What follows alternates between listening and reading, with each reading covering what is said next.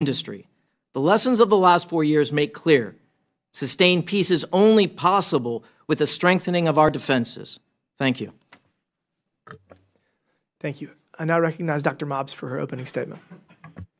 Chairman Timmons, Ranking Member Subramaniam, and members of the subcommittee, thank you for the opportunity to testify today on emerging global threats. For me, this means having a timely discussion on the future of U.S. foreign aid and the indispensable role of soft power in securing American interests. The world is rapidly changing, and authoritarian regimes are waging a relentless campaign to expand their influence, undermine Western institutions, and reshape the global order. They understand that power is not only measured in tanks, ships, and missiles, but also in influence and perception. If we are to prevail in this competition, the United States must effectively deploy both hard power and soft power. Hard power, our military capabilities, requires political will and material strength. But soft power, the power of our ideals, our culture, and our global partnerships, requires equal political will and a disciplined, strategic approach to the exportation of American values. Yet, the American people have lost faith in soft power or foreign aid by another name. And who can blame them? For decades, they were told their hard-earned tax dollars are being used to advance U.S. interests, build alliances, and project American leadership abroad. Instead, the last few weeks have demonstrated that millions vanished into a bloated bureaucracy, enriching contractors and NGOs with deep pockets and deeper ties to Washington, while the world grew more dangerous. The American people do not forget when their generosity is exploited, their security is put at risk, and their trust is betrayed. This is what the managed decline of American soft power looks like. Let's be clear, USAID became a racket. The real money was not in results, but in relationships. Accountability was an afterthought. Success was measured by dollars obligated and not outcomes achieved. Worse, USAID drifted from its original mission. It became a platform for social experiments disconnected from strategic interests and the needs of the local populations it purported to serve. For example, in regions vulnerable to Russian disinformation, USAID directed resources towards advancing controversial social agendas in societies where such efforts were culturally alienating and counterproductive. This not only undermined our credibility, but provided Russia with powerful propaganda tools against us. In the Middle East, as Iran extended its reach, USAID poured money into projects that have ties to terrorist groups and espoused anti-Israeli commentary. Human rights matter. Freedom of expression matters. Freedom of religion matters. But what we got instead was arrogance, waste, and failure. And the American people saw that. They saw their money squandered while their own communities crumbled. Similarly, the United Nations now stands exposed as a relic of a bygone era. Far from effective at multilateral cooperation, the UN has become a stage upon which authoritarian regimes flaunt their power and democratic nations flounder in procedural paralysis. The time has come for the United States to fundamentally reassess its support and potentially defund the UN altogether. Defenders of the UN argue that its existence, however flawed, is better than nothing. This is a dangerous delusion. A system that legitimizes aggression and rewards hypocrisy breeds more conflict, not less. Diplomacy devoid of enforcement is an invitation to lawlessness, and we see the consequences of that today.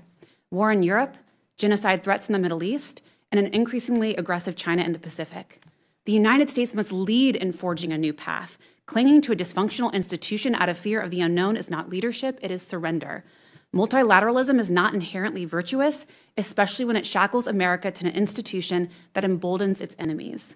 This is why the American people now view foreign aid as a dirty word, not because we are isolationists, not because they lack compassion, but because they know a scam when they see one. But here is the danger. Their anger, though justified, is leading us towards retreat, and retreat is exactly what China and Russia want. Soft power is not charity, it is a weapon, one that, when wielded correctly, can shape the battlefield before a single shot is fired. Beijing understands this, Moscow understands this. The question is, do we understand this? China's Belt and Road Initiative is not simply about building roads and ports, it is about entrenching influence, creating dependencies, and expanding Beijing's geopolitical reach. Russia's disinformation and destabilization campaigns are not just about spreading lies, they are about weakening Western alliances and exploiting societal fractures. Soft power, when properly executed, is a force multiplier. When we build critical infrastructure in a developing country, we deny China. When we support independent media in Eastern Europe, we blunt Russia. These outcomes are not nice to haves, they are core national security imperatives. We must rebuild the credibility of American soft power, not as a vanity project for Washington elites, but as a weapon in defense of our nation and the free world. But it must be reformed, refocused, and reinvigorated. Peace through strength requires both the resolve to defend freedom and the wisdom to inspire it. Thank you. Thank you. I now recognize Dr. Oladort for his opening statement. Mr. Chairman, Mr. Ranking Member, esteemed members of the committee, thank you for the opportunity to appear before you today. Last week we learned about an Israeli mother, Shiri Bibas, and her two boys, Ariel and Kfir, who today would be age 5 and 2. They were murdered in cold blood by Hamas monsters.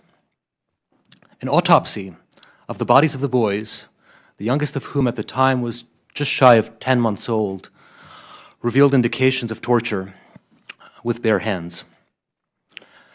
In a further twist of the knife, when the caskets were returned, and the expectation, reasonable one, that under these circumstances, perhaps these unthinkable circumstances, a mother could be together with her children, well, Shiri's body was not there. This is the true face and expression of what Hamas and its adversaries around the world and acolytes around the world truly seek. It is a wake-up call to us about the true face of evil and our responsibility to never, ever allow it to succeed. The Middle East is the part of the world that I know best, and it is there that I will focus my remarks. Today, our close partners in the region, Israel and the Arab states, are eagerly looking to the United States to lead. I believe that what will happen in this region will shape world events for years to come, with implications for how we deal with the People's Republic of China and with Russia. President Trump and his team bring the exact right focus, innovation, and boldness to deal with this anti-American axis. Their approach worked in 2017, yielding historic achievements, and they will work today. It is thanks to President Trump and to his team that we are finally seeing American hostages returning home from around the world, including those who've suffered unthinkable conditions in Hamas's terror tunnels. The world in 2025 could not be more different from the one President Trump inherited in 2017. The Middle East has transformed overnight in unimaginable ways, due solely to the bravery and sacrifice of the men and women of the Israeli Defense Forces and the Israeli Air Force through the invaluable support of the United States, making Iran its weakest in decades. And yet, paradoxically, Iran is also its most aggressive, all as it inches closer towards acquiring a nuclear weapon. Those parts of the region that were once formerly part of its empire of terror, parts of Syria and Lebanon, thanks to the effectiveness of Israel's military pressure, today are entering new chapters of transition and uncertainty, presenting challenges for us. In the Middle East today, I believe there are 3 key priorities for the United States that require urgent attention. The first, how to deal with the Islamic Republic of Iran. The second, how to effectively eliminate the threats facing Israel. And the third, how to restart the Abraham Accords. Earlier this month, President Trump reintroduced an expanded version of his maximum pressure campaign, scaled to address the full gamut of threats that the Iranian regime poses to the American people, both abroad and at home. On that very same day, President Trump unveiled a bold new vision for the future of Gaza, one that explicitly promises and guarantees the prosperity and security of the Gazan people, just as it does to their neighbors to the north. This is a subject that nobody had wanted to talk about, much less for which anybody had previously offered a plan. By making this announcement, President Trump immediately catapulted this issue to the top of his priorities in the region, compelling our regional partners to cooperate on a plan as they are doing today. It is in America's interest to see that Palestinians are free of Hamas, of Islamic Jihad, and of Iranian regime influence. So what can Congress do? There are 2 general things I think Congress can do. The first and easiest is to go visit. There is no better education you can give yourselves and your staff than to be on the ground, visit key sites, and hear directly from our friends on the front lines. There is also no greater symbol of support than for our elected officials to appear shoulder to shoulder with our friends in their time of need. Second, I encourage you to look and follow the administration's policy on Iran, augmenting it as events develop on the ground. while looking pragmatically at places like Syria and Lebanon and where our regional partners can help lead and shape events on the ground to reinforce our deterrent against our adversaries. This is not a job for the United States to do alone, and yet it is only the United States that can point the way. America First foreign policy is not America alone. It is the projection of American strength abroad on behalf of the American people, marshaling our allies and partners to build a better world of peace and security. I encourage you to build that world for the sake of our people and for our children. Thank you, and I look forward to your questions. Thank you. I now recognize Dr. Kupchan for his opening statement. Thank you, Mr. Chairman. I'm pleased to have the opportunity to share a few thoughts with you this morning.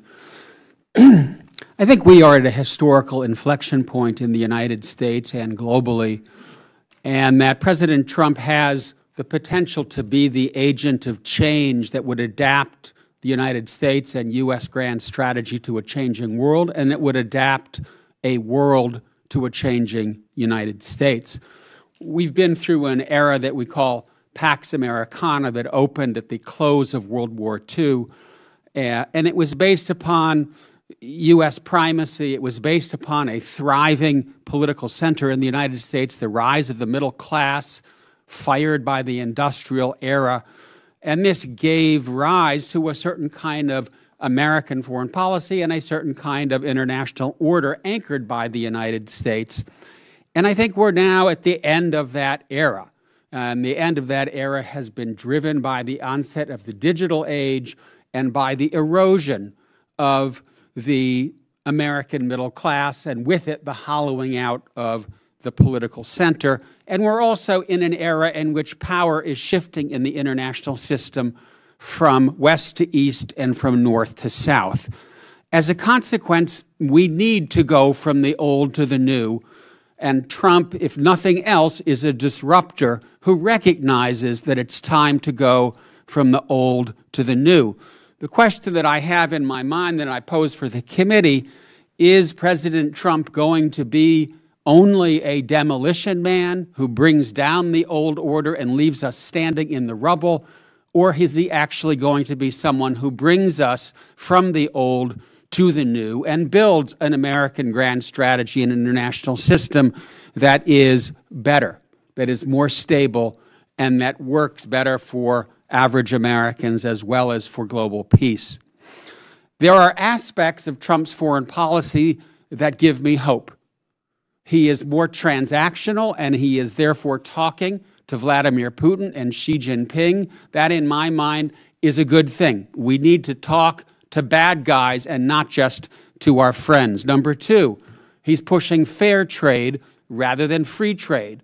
We have lived through several decades of hyper-globalization that did not work to the benefit of many Americans. It's time to fix that. Number three, less democracy promotion, less time spending problems far afield, more time spent solving problems at home.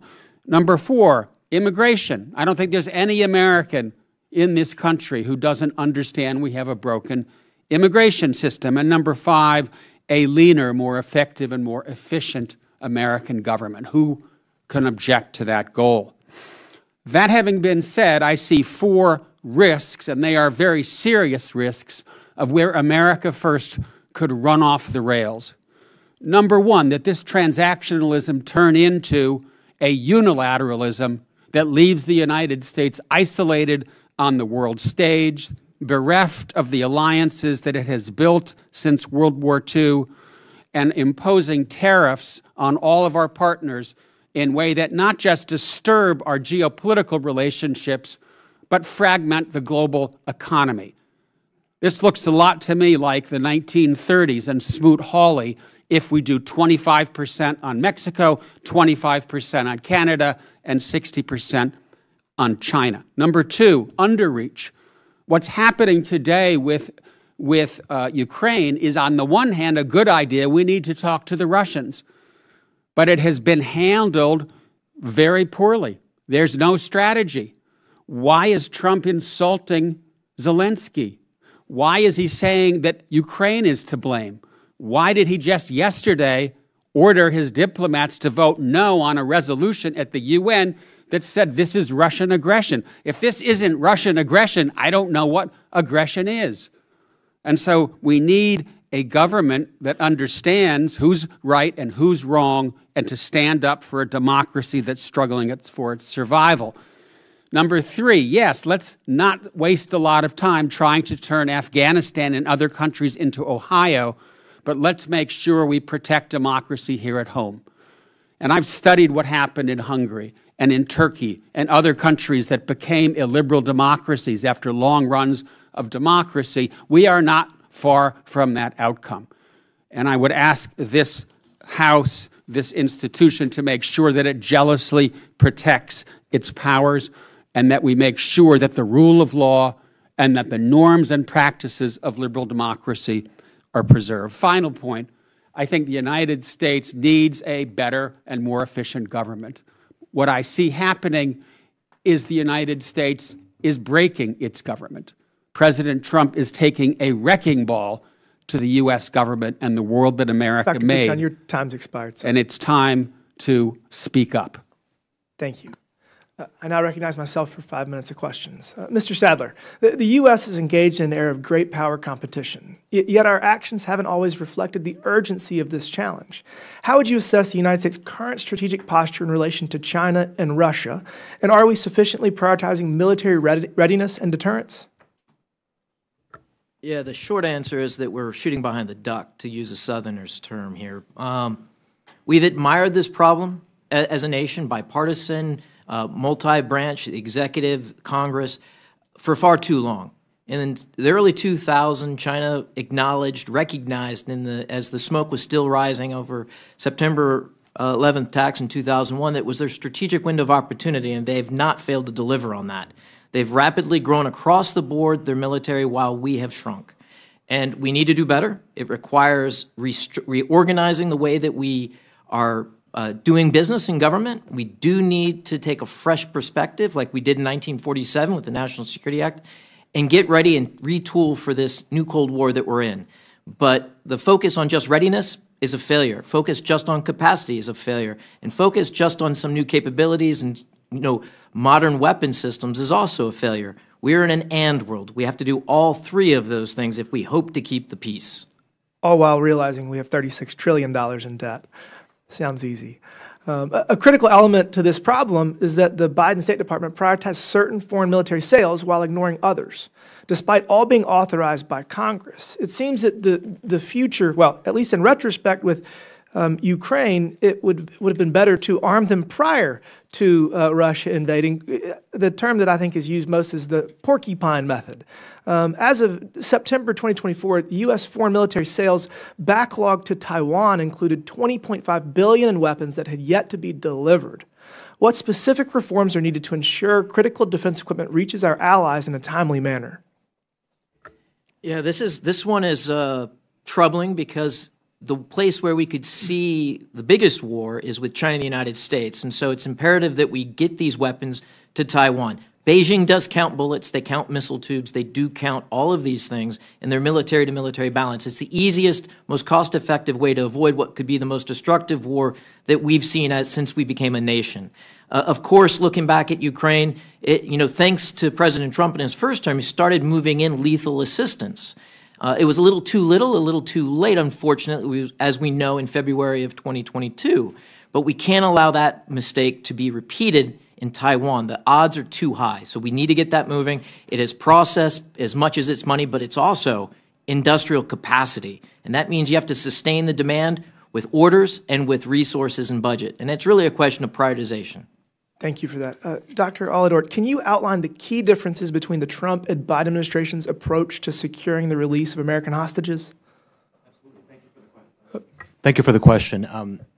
In my view, President Trump inherited a bad negotiating hand with this process. It's part of why it's taken so long, not the only reason. But for one thing, we should never have been a neutral broker We are a party to these negotiations. We have American hostages there. We should have never taken this passive approach. That's just on the framing of it. And there are also about a dozen nations that were represented among the hostages. In other words, there were a lot of opportunities to reframe and reshape how those negotiations would take place. But I think the more important issue is the withholding of assistance to Israel, the operational and tactical direction and management of Israeli military engagements in Gaza, which are far and beyond any modern military in terms of preserving human life.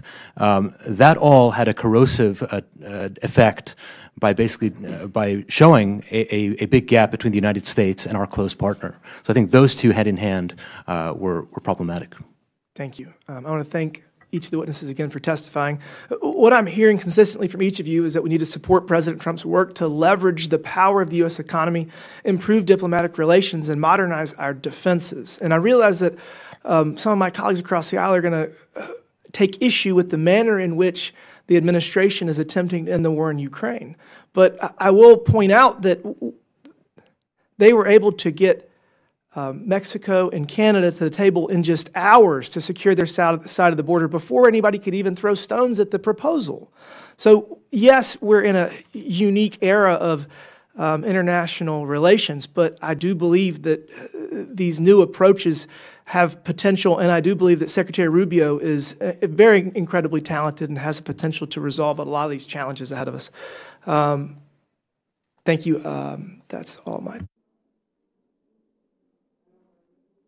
I now want to recognize the gentleman from Virginia, Mr. Subramanian, for 5 minutes.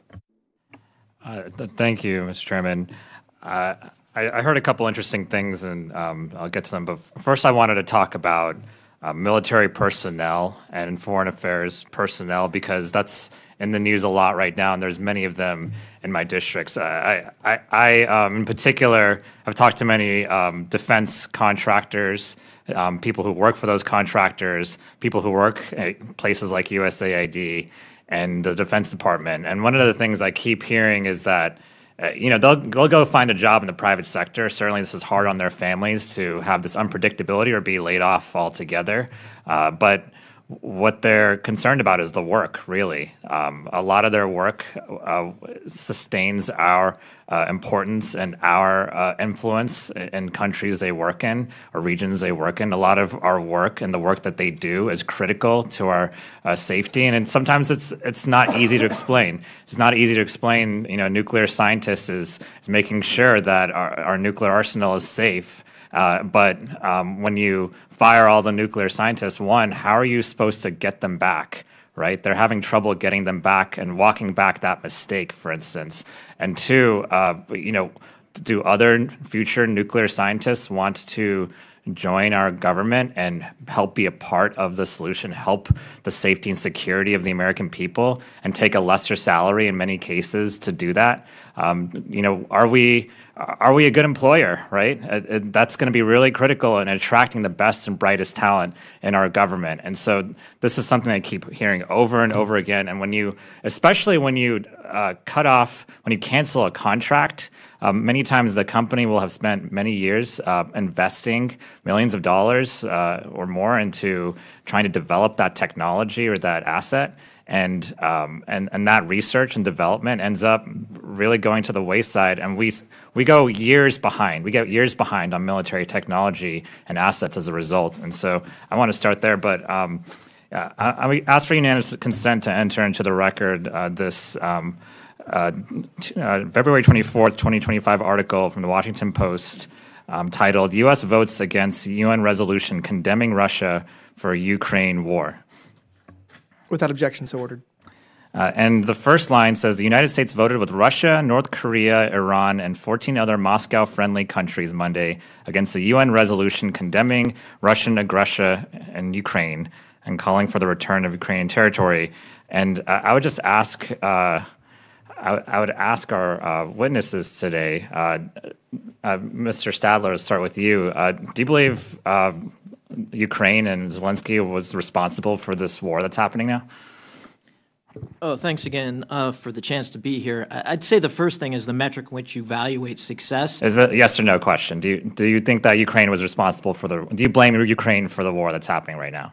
No, I don't. Dr. Mob, do you blame Ukraine for the No. war that's happening? Dr. Oldort, do you blame Ukraine for the No, I war don't. that's happening? Dr. Kumpchen, do you blame Ukraine for?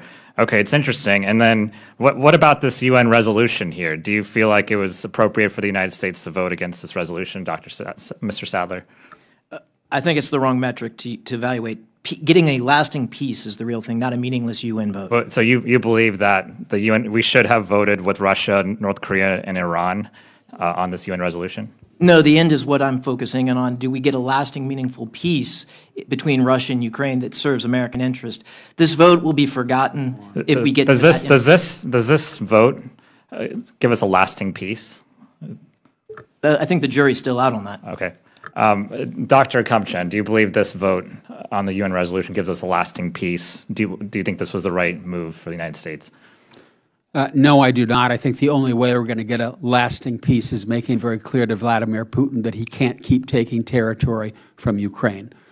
That is the way to get peace. It's to stop him. And I think I would agree with that. And something else Mr. Salary said was that if our allies can't defend themselves, then they're not our ally. Is that what you said? I'd love for you to clarify that. No, absolutely. I'd love to clarify that. Yeah. No, what I saw firsthand in the summer of '22 in Tokyo was, for someone that grew up in Japan, a very stark change because of what they saw in Ukraine. And the lesson they took from that, and I've heard it in other countries throughout Asia, is that if you do not take care of your defense adequately and you can't sustain yourself long enough for your allies to come in, you are a liability to that collective I would defense. say what I took from that, what I'm taking from this administration's foreign policy is that we're not going to be there for our allies. And so why would our allies want to trust us? I yield. Thank you. And I recognize the gentleman from Arizona, Mr. Biggs, for 5 minutes. Thank you, Mr. Chairman. Dr. Mobbs, in your written testimony, you opened a section on multilateral institutions by stating the UN is a failed institution. I used to represent NGOs at many multilateral institutions, including the United Nations, and if you want to see illiberal democracy at work, you need to just go up to the UN. If you want to see corruption at work, you just need to go to the UN. So can you elaborate on your statement that it's a failed institution? Absolutely. I mean, clearly it's paralytic, it's bureaucratic, there is evidence of corruption, as you said, if you read my written statement. But just a few examples of that is the Rwanda genocide that we saw occur, Bosnia, Syria, its inability to deter aggression in Ukraine. Not only that, there was the oil for food scandal in 2004. Oftentimes they spend more money on conferences in the administration than they do actually on the programs. There's been UN peacekeeping abuses. There's been allegations of sexual exploitation in Haiti, Congo, all over the place. I am not against alliances, but I think it is clear that this institution no longer serves American interests and is oftentimes, in fact, contrary to American interests. Yeah, thank you for that. I'll leave that, and I'll just point out that when in the discussion on soft power, economic relationships, trade relationships, those are also indicative of soft power as well. And the U.S.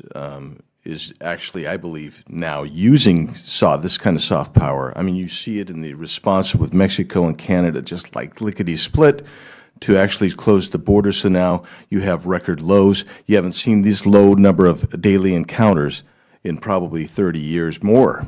I don't know when. I grew up on the border. I don't know when we've seen fewer than these.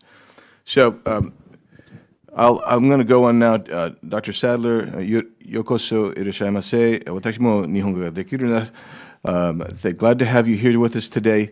The weakness on the world stage emboldened our geopolitical rivals. China and Russia continuously attack U.S. critical infrastructure with few consequences. And what can the Trump administration do to hold China and Russia accountable for these attacks? Well, thanks. This is the challenge of this new Cold War that we're in. First, we have to be willing to use all tools that are available to us for an end state, a strategic end. And too often we've operated in cylinders of excellence, the economics kind of on their own, the military off on their own, and the diplomatic kind of on their own. We need to bring that together and bring all those forces to bear, and specifically. Just this morning, actually in the last, not this morning, but the last 24 hours, there was a vessel, Chinese vessel yet again caught severing undersea cables to Taiwan. That vessel is being boarded right now. This is the type of, I would say, we're moving out of gray zone, a comfortable gray zone that we've gotten too comfortable the last 20 years, into a more real and more conventional kind of confrontation. So we have to be ready for these types of incidents. We have to be able to hold those shipping companies. I just want to interrupt you just Yeah. for a sec. When you talk about that, that is not the first time that's happened, and even in the last 6 weeks. It's happened multiple times. Yes. I want to ask you this question. It's been reported that Chinese-backed hacking groups Volt Typhoon and Salt Typhoon have gained access to U.S. energy and telecommunications infrastructure. These groups targeted existing law enforcement and national security intercepts, the wiretap access points. And, Mr. Chairman, I'd like to submit for the record an article called Chinese Telecom Espionage Began with Much Broader Aims, and another one, U.S. Officials Urge Americans to Use Encrypted Apps Amid Unprecedented Cyber Attack. Without objection, so ordered. Thank you. The same report suggests that these attacks were successful in accessing communications of 150 select high-value targets, including people affiliated with President-elect Donald Trump. The cyber attacks were so thoroughly embedded in telecom infrastructure that federal law enforcement agencies urged Americans to use communication methods with end-to-end encryption, despite years of efforts by these same agencies to mandate similar backdoors and end-to-end encrypted communication apps. Mr. Sadler, what do you believe the Trump administration could do to fight against these cyber attacks? There, of course, is the question of offensive, where you have to put more cost and accountability on those that are launching these attacks.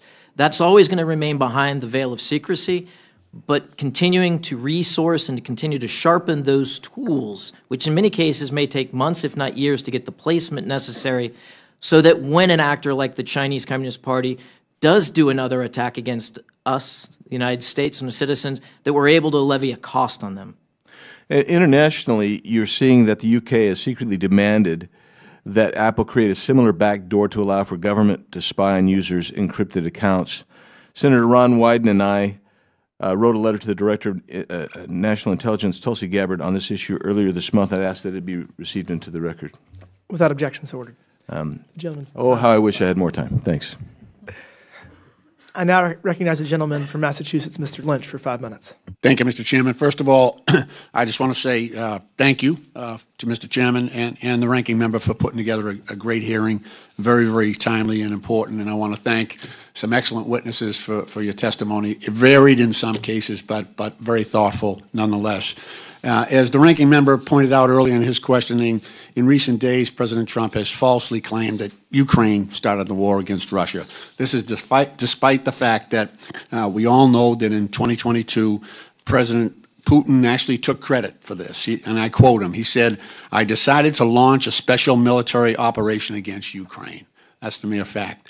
Also, many of us on this committee and across Congress, we sat in classified briefings for months as Russia slowly moved mechanized armored divisions from as far away as Vladivostok, like 4,000 miles away, to the Ukrainian border, and then finally, as all the witnesses have pointed out, launched the invasion. He has also, President Trump has also accused freely elected Ukrainian President Zelensky of being a dictator and someone who just wants to keep the gravy train going in terms of funding. And as the ranking member again pointed out, just yesterday the United States had its UN representative join Russia to vote against United Nations General Assembly resolution, which condemned Russia's war against Ukraine, which many saw as a stab in the back to NATO and a shameful reversal of longtime U.S. foreign policy in support of Western democracy. The President's dangerous lies in support of Putin, who is nothing better than a gangster, are shameful and make us look weak and strong. We have strayed from the enduring purpose of U.S. foreign assistance to defend human rights and basic freedoms abroad in the interest of U.S. national security. That has been a policy that has been shared by Ronald Reagan and Jack Kennedy. Ronald Reagan said, "Our national interests are inextricably tied to the security and development of our friends and allies." And President Kennedy similarly said, "Foreign aid is a very powerful source of strength for us, for our U.S. longstanding support for global democracy and security as defined by American exceptionalism." Dr. Kupchan, what advantage does the U.S. get from its support? We've supported Ukraine to the tune of over $150 billion over the past 5 years, military support. 90% of that support was spent in the United States on, through military contractors providing that aid to Ukraine. What's the advantage that we get from that? The main advantage that we get from helping Ukraine survive as an independent country is investing in the security of Europe and Eurasia. Going back to the early days of America's involvement globally, we decided that we did not want to let that strategic heartland be dominated by a hostile power. And as a consequence, we've taken steps to block Russia from doing that. We are not putting boots on the ground. This is a good investment. We're spending a rounding error in the defense budget, and we're blocking Russia. One other point, if I may. Our strong suit in standing up to Putin is our solid front with Ukraine and our allies. And it's penny wise and pound foolish to distance ourselves from Ukraine and to end up in a situation where the new German chancellor, on the eve of his election victory, says, "I don't think I can count on our alliance with the United States anymore." Something is wrong when that is the first statement of the new German chancellor. Thank you. Mr. Chairman, I want to yield the balance of my time to the ranking member. Thank you. I want to kind of finish along those lines. If you may have seen the cutting of USAID and firing of many of its workers, and we heard a little bit about the China Belt and Road Initiative. How do you think this is going to influence our sort of standing in the world? Megan is right that there is waste, there is corruption, but you don't throw out the baby with the bathwater. You fix the problem. And right now, as we speak, all around the world, people are starving, they're being denied medicine, fundamental humanitarian assistance is being withheld. Who's benefiting? Our adversaries, the Chinese, the Russians, and others who are filling the gap. Thank you. I yield. Thank you. And I recognize the gentleman from Arizona, Mr. Crane, for 5 minutes. Thank you, Mr. Chairman, for holding this hearing today on America's national security. I want to start by asking the panel, I'm going to start with you, Mr. Sadler, if you're aware of how our founding fathers felt about imperialism and empires. Well, we fought a revolution to go against it. Right. I think that's still true to this day. What about you, Dr. Mobbs? I would argue that it's no kings, just patriots. Right, I want to ask you, I want to read some statements and see if you guys know who said this. The great rule of conduct for us in regard to foreign nations is in extending our commercial relations to have with them as little political connections as possible. Does anybody know who said that? George Washington. Yep, George Washington. How about this one? Peace, commerce, and honest friendship with all nations, entangling alliances with none. Thomas Jefferson. Thomas Jefferson. How about this one? The United States have no business in making conquests nor in aspiring to any kind of empire. The principal object of government is to secure the happiness of society, not to extend the boundaries of an empire. Anybody know who said that? Come on. Can I guess? Yep. John F. Quincy Adams. Yes, sir. Exactly. Why do you guys think that our founding fathers were so concerned with imperialism and empire building? Anybody know? Anybody? Well, I think the lesson of American citizens under the British Empire was a very personal one, where you had soldiers in your house. It's a lot of why we have our Bill of Rights. The other is, I think they were probably also students of history, that those type of entanglements would basically bankrupt us and get us away from our core principles of democracy Bingo. and free society. Bingo. Does it concern you guys that we're $36 trillion in debt, annual deficit of $2 trillion, as we sit here and we talk about the United States' global involvement? Do any of you guys, because I know you got this, really economics probably isn't your core study, but do any of you guys wonder when that tipping point is going to be, whether it's $40 trillion in debt, $50 trillion? Anybody ever wonder about that? I wonder about it and worry about it, because we Me too, ran Dr. deficits Kupchan. around 55, 60% of GDP when we were a global power. We're now at 120% plus and headed higher. We're going to go bankrupt. I completely agree with you, which is why I believe that the United States should be very cautious in extending itself too far, and I believe in many ways that we have.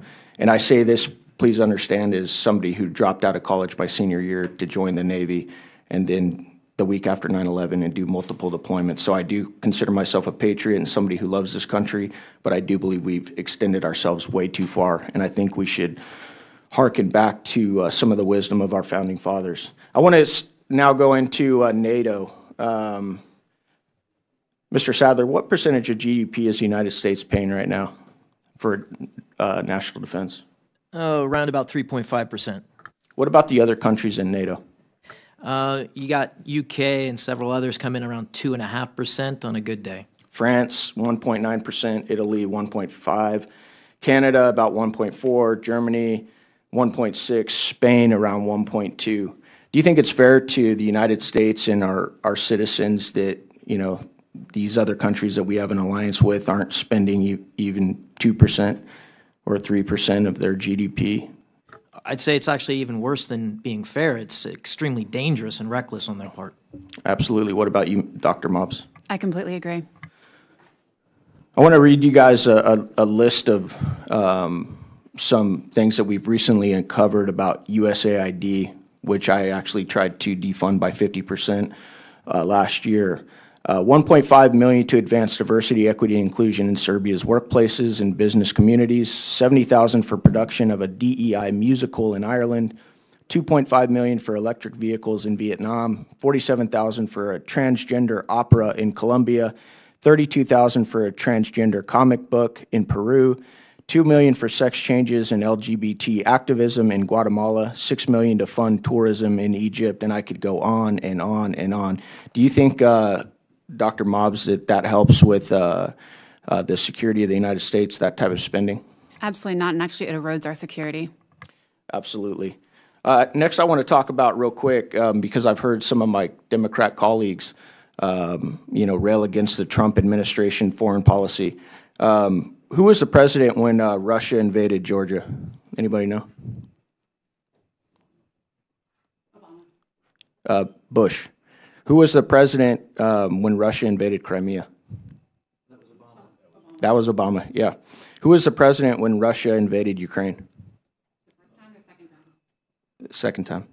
Biden. Yep. I seem to be missing President Trump's name from that list. So I do think that peace through strength works. Why do you think that Russia didn't make any moves? Why do you think that Russia didn't make any moves while President Mr. Crane, your Trump? time's expired. Can they finish answering my question? No, sorry. We got to keep the clock. I now recognize the gentleman from Maryland, Mr. Mafumi, for 5 minutes. Thank you very much, Mr. Chairman. My thanks to you and the ranking member for the hearing. Obviously, my thanks also to the witnesses who've been witnessing this morning on a number of different things. I just want to try to bring a little perspective. There's several things that I think, well, I know that I have to kind of point out here that are interesting, if not confusing. In 1986, I sat at the White House with President Reagan. I was a young freshman member of Congress. He called us all down to talk about what it was going to be like going forward. We laughed, joked, talked baseball, but when it got to foreign affairs, someone in our class asked, Mr. President, what are we going to do about containing the Soviets. And he, in his own way, said, I'm going to tell you what I've learned from my predecessor, that he learned from his predecessor, and that he learned from his. And that is that all politics stop at the water's edge. We may be Democrats, Republicans, and independents, but all politics stop at the water's edge. And so that's how I came into this Congress, believing that that was just the rule of law. It's the way we operated. So I was particularly confused as a member of the Ukrainian caucus long before the war started, when President Trump just recently said that Russia did not invade the Ukraine and that the Ukrainians somehow or another were the fault here. I just want to make sure we're on the record. Is the testimony of each of you that Russia did invade Ukraine, yes or no? Yes. Yes. Okay. Do any of you know why the president said otherwise? Okay, let the record reflect. We've got unanimous consent that Russia invaded the Ukraine, and none of us really know why. Somebody was asking, do you remember statements or slogans? I'm going to ask all of you this. Do you remember who said, are you going to believe me or your lying eyes? Well, I'll tell you.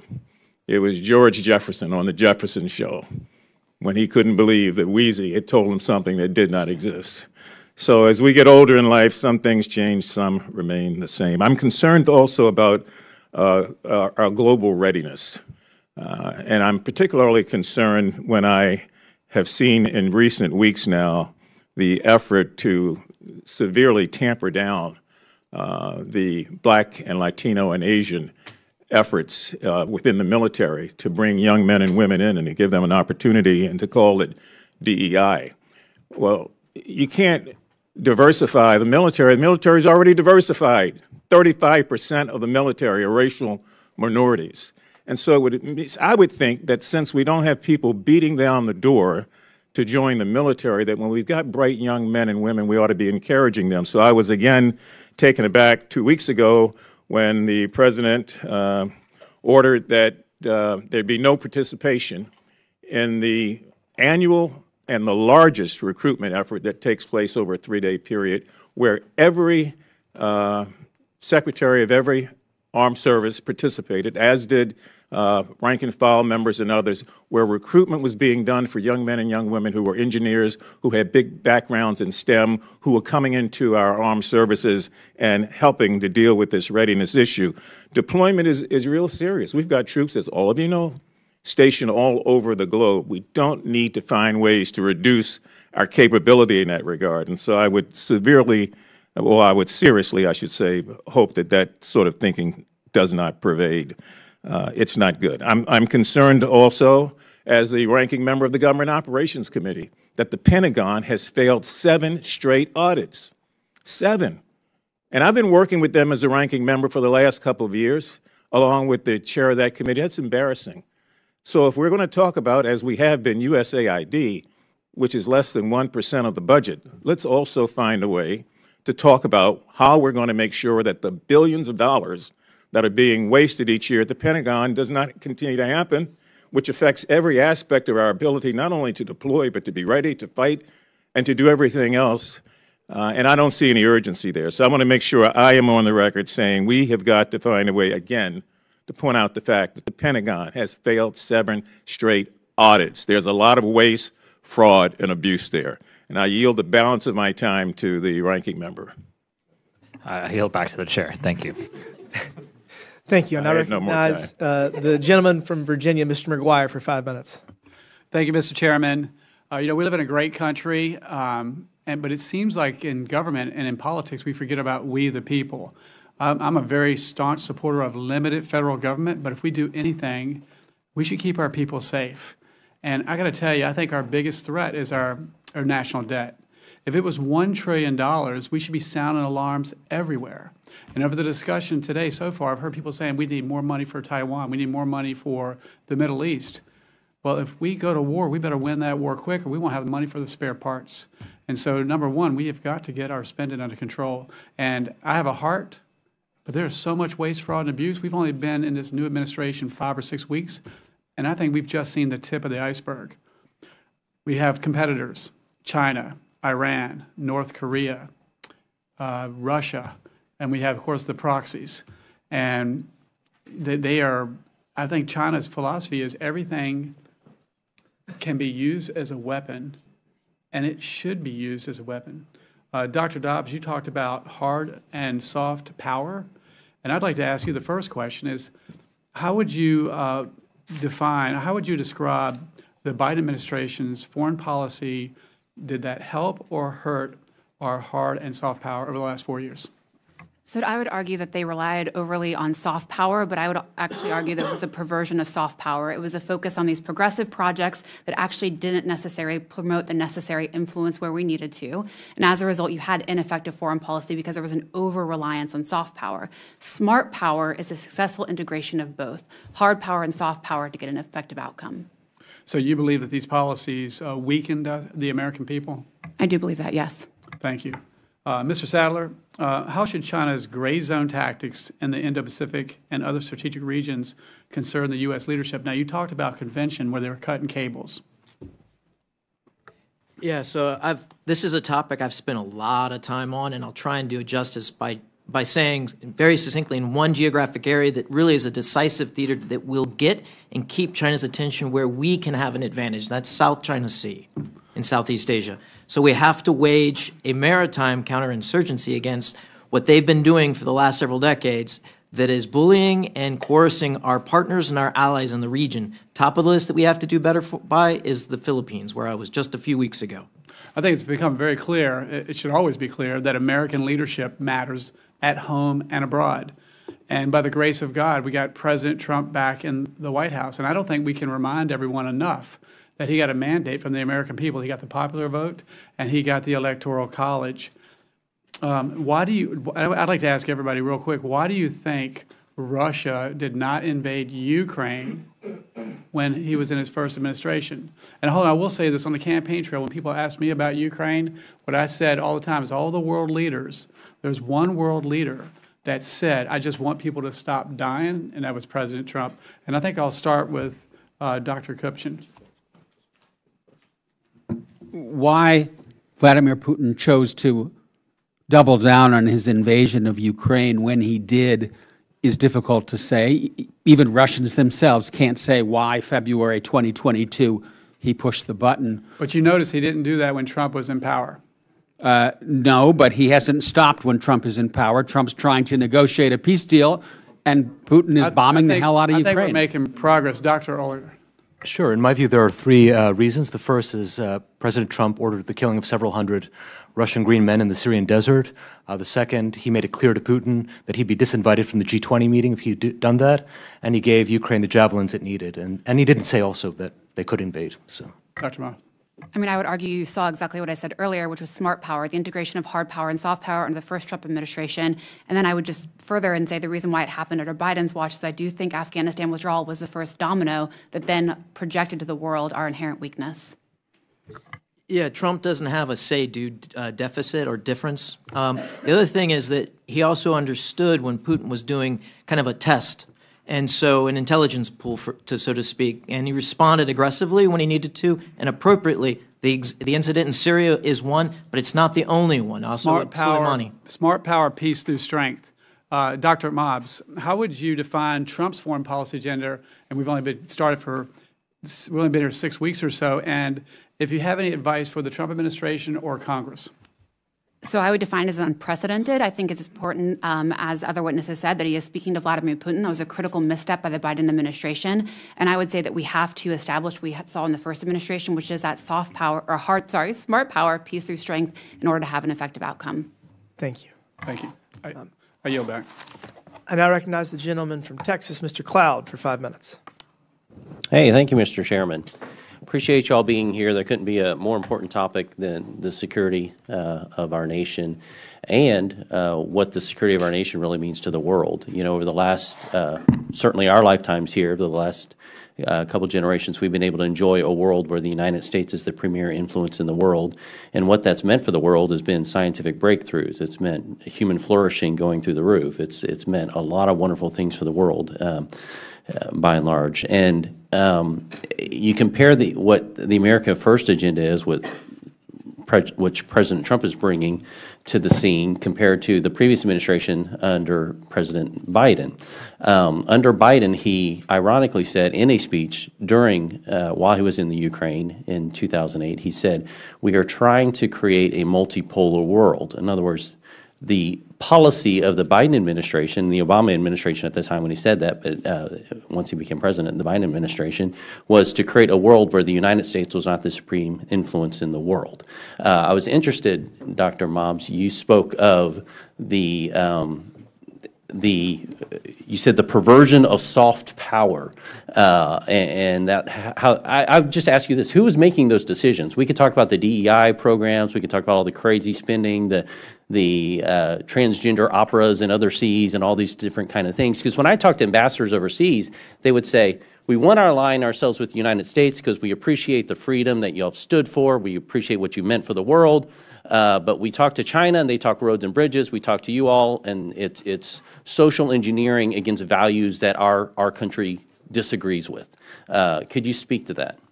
I think some of it is bureaucracy unchecked, and if you don't mind, I'll tell you a quick story. So I've been to Ukraine many times, 22 times since the full-scale invasion. I've spent a lot of time there, and this is a perfect example of where USAID has failed.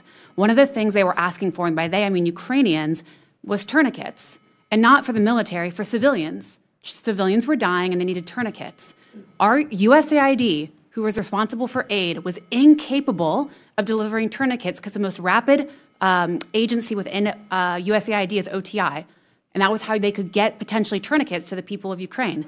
But they couldn't do medical equipment. So we were unable to meet the need of the people we were purporting to serve. And as a result, do you know who provided tourniquets? China. And they broke. They failed. So it's bureaucracy. Bureaucracy unchecked with zero oversight and no accountability. I think it was you, Mr. Sadler, who mentioned Afghanistan, or I forget who said that. One of you. It was you again, being the tipping point, the beginning of kind of the domino effect that led to Ukraine. It was interesting it was actually tragic during the Afghanistan withdrawal. We had a number of people on airplanes ready to go. We had the manifest, we had their IDs, people who should have been evacuated, and we were calling the State Department. Literally, I have this on my phone. I'm calling the State Department. The Taliban was willing to let them leave. We had countries willing to accept them, and our own State Department was calling ahead to other countries to tell them, don't let that plane land, and therefore they wouldn't.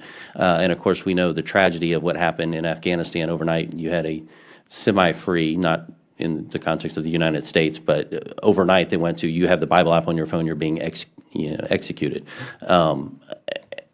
And so we speak about the internal threats, but a lot of these policies are being driven by our own State Department, I guess is what my concern is. I think that's absolutely right. I think that the Afghanistan situation is actually quite more complicated than that, because I think what you saw was an overt politicization of things that shouldn't be politicized. The intelligence community, the Pentagon, the entire national security apparatus, and as a result, you saw everything fail. I think that you saw, unfortunately, hard power fail in some ways, but truly soft power, and that is what projected to the world that we were unprepared and unwilling to do what was necessary. And as a result, I do think that that was a green light for many of the worst actors in the world to do whatever because they felt they could do it unchecked. Mr. Sadler, I wanted to ask you, there was some concern about military recruiting under President Trump's administration. Could you speak to, has that gone up or down since he's been elected? It's going through the roof in a good way. Yeah, record numbers of recruiting. Okay, just wanted to make sure. Could you also speak to the effects that DEI had when it came to it? There was a comment that in the military, we're already diversified. I would say, that's great. Therefore, maybe we don't have to have needs for classes on critical race theory and the like. Yeah, DEI at its roots is a Marxist driven by Marxist ideology, critical race theory. But the manner in which the last administration tried to implement it had an alienating and divisive effect, when we could have actually taken a far better approach, sending out recruiters to communities that haven't seen a military recruiter, high schools that haven't allowed them in the past, but to try to get them in there. That's the type of diversity in geographic, but also communities that we should have done. but instead they pursued an identity line that fit right in with the Marxist approach, which was about division. Thank you. Thank you. Thank you, Chairman. In closing, I want to thank our witnesses once again for their testimony today. I now yield to Ranking Member Subramaniam for closing remarks. Thank you, Mr. Chair. I appreciate the witnesses coming today. I appreciate everyone on the committee and the chairman. I just want to reiterate, I'm going to be a broken record this Congress, how important it is to have really good people in our military and in our civil service and at the State Department, all our agencies that serve us. And if we are prioritizing loyalty over competency, we are not going to have the best people. If we are firing people who do really cutting-edge, important research and technological innovation in our military and in our civil service, we are not going to have the best people. We're going to be less safe. We're going to have more emerging threats. We didn't talk a lot about Iran, but I want to make sure, I think there's bipartisan consensus that Iran is a real threat and has destabilized the Middle East through its actions funding groups like Hamas and Hezbollah. And we have to make sure that we work together to address that threat as well. And I heard something about empire building. And, last year during the campaigns, certainly there was, this sort of rhetoric about, well, let's be a little more isolationist, perhaps. Let's put America first and not be entangled in foreign affairs. But then I was confused that the president's first press conference, he's talking about taking over Greenland and taking over Panama and annexing Canada. And even, more recently, turning Gaza into the French Riviera. And that doesn't sound isolationist to me. That doesn't sound like, minding your own business. And that doesn't sound like avoiding wars. That sounds like perpetuating wars, especially when the president actually went out of his way to say he wouldn't rule out ground troops into those areas and those regions. I think there's a lot of contradictions with this administration's foreign policy, and I think that it's confusing our allies. It's confusing me in Congress, confusing a lot of us, and it's not helpful. Words matter, and the words coming out of this administration are not helpful when it comes to addressing our emerging threats. We need to have more consensus around making sure that we are with our allies, that we know who our adversaries are, and that we work together to resolve these issues instead of confusing and instead of the chaos. Thank you. I yield, Mr. Chair. Thank you for that. I now recognize myself for closing remarks. I want to thank you all for being here today. It's very helpful. You presented a lot of good ideas and things for us to think about and work on for this Congress. I'm going to highlight just some thoughts on Ukraine and then spending in general. So I just got back from the Munich Security Conference. There were hundreds, if not thousands, of diplomats from all over the world, and Ukraine was obviously top of mind. And I think it's important, and I kept going back to the history of how we got here, because I think you really have to start there. And in 1991, few people know this, the third largest nuclear power in the world was Ukraine. They had 2,300 nuclear weapons. And Bill Clinton and the Russians agreed in a trilateral agreement to give up all of Ukraine's nukes, give them all back to Russia in exchange for Russia agreeing to recognize the sovereignty of their borders. And the U.S., this is fun, agreed to defend Ukraine. And that was in 1994. So fast forward, 2014, President Obama did nothing, or not enough, when Russia invaded Crimea. And then fast forward to 2022, and President Biden, after his horrific withdrawal from Afghanistan, again, did nothing. So as we talk about the word confusing was used, approach that this administration is taking to Ukraine in an attempt to end this war, I think that President Trump deserves the benefit of the doubt, deserves some leeway to engage in this process to try to end this war. And, the most frustrating thing for me was that one of the confusing things coming out of this is Zelensky's flip-flop on mineral rights. Because when the vice president and the secretary of defense were there for the first day or two in Munich, there was widespread agreement about a plan on mineral rights. And then they left, and within 24 hours, Zelensky's now criticizing the U.S., criticizing Trump, criticizing Secretary Rubio. It actually didn't make any sense to me. And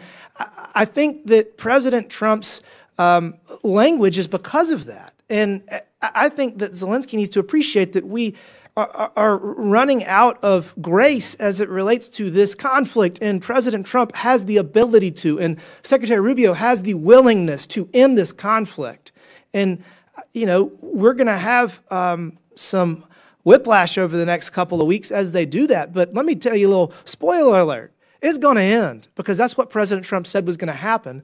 And I believe that Zelensky needs to appreciate that he is not going to become a member of NATO. That's just not going to happen. It's a red line for Putin, and I don't know why we keep talking about it. It doesn't mean that President Trump is not going to create a scenario in which the United States defends Ukraine in the future. That's the purpose of the mineral rights deal.